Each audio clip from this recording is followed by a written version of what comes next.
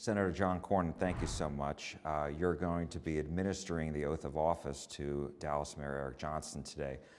How did this come about, and why was it important for you to be here? Well, the mayor asked me, and he and I have gotten to be friends over the past couple of years, and found a number of things we needed to work on together. I have the privilege of representing 30 million Texans, and he represents a really important, big part of our state here in North Texas, the city of Dallas. And so I'm honored to be here and administer the oath and say a few nice things about it. Wanted to ask you, you were walking with Opal Lee, the grandmother of Juneteenth in Fort Worth yesterday. You played a role in that, making this a federal law. And so what was it like for you to walk, and why was that important? Well, number one, it was really hot, which really impressed me. Miss Opal, she's tough. And at 96, she is a force to be reckoned with. But she came to see me in Washington, D.C. a couple of years ago, and she's been advocating to make Juneteenth a national holiday for a long time now. 28 states, including Texas, already had it as a state holiday.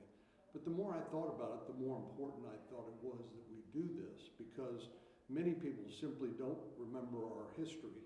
People don't understand that while we started out in a very bad way with slavery when the country started, that we had a civil war, we have the civil rights era, and we have come a long way. We've even had an African-American president of the United States. So I think we need to celebrate how far we've come and acknowledge that we still have work to do. So I'm proud of to be able to have a hand in recognizing Juneteenth. I think it's a teachable moment, an opportunity for a lot of our children. And I worry a lot that we've forgotten a large part of our history.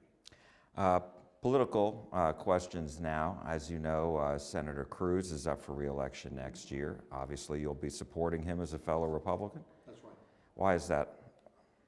Well, because I simply think the Biden agenda has been tragic for the country. High inflation.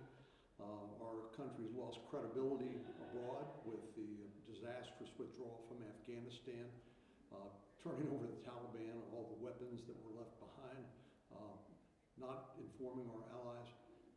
I much prefer Republican policies and Republican leadership, and I certainly do not want to see Democrats get a foothold in Texas, because once that happens, then I think it's unlikely that we'll be able to elect a Republican president again in the future if we lose Texas to the other party. Also wanted to ask you about the indictment and the charges against former President Trump.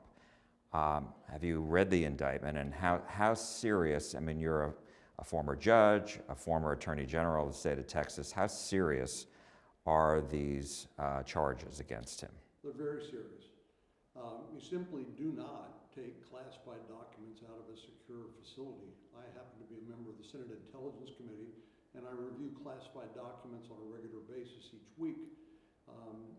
This is information our adversaries would like to get their hands on, and that's why you handle them in a very scrupulous and careful manner.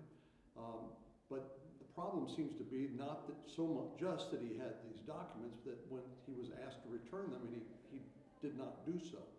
And I think, unfortunately, he's created a circumstance for himself, which is, I think, very, very serious. The problem is, a lot of people feel like President Trump has been picked on from the Russian collusion case, the Steele dossier, and those sorts of things. And I find myself in agreement with those who say, yes, that was unfair. There was a double standard as it was applied to President Trump during the Russian collusion scandal.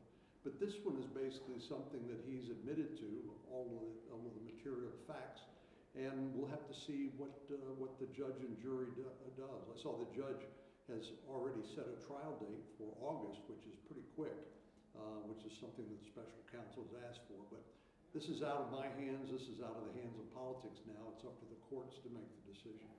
You've said that you think it's time for the Republican Party to move on from President Trump. What do you mean by that? Well, in politics, unless you can win an election, you're pretty much irrelevant. And I just think it's critical that given the direction of the country now under the Biden administration, that Republicans nominate somebody who can win a general election. President Trump has a very enthusiastic following among a lot of his base, but one thing I've learned through numerous elections is, yes, that's fine in a primary, but the goal is not just to win the primary, it's to win the general election. And to do that, you have to appeal to a broader range of voters, not just your base. So as a tactical or practical matter, I have concerns about the president's ability to win in November, and I think winning in November is critical.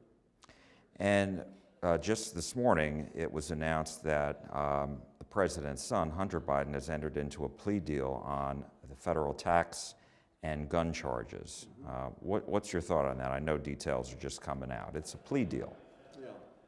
Well, I think it both answers some questions, but leaves others unanswered. Many people were concerned that Hunter Biden would get off scot-free because he was the president's son.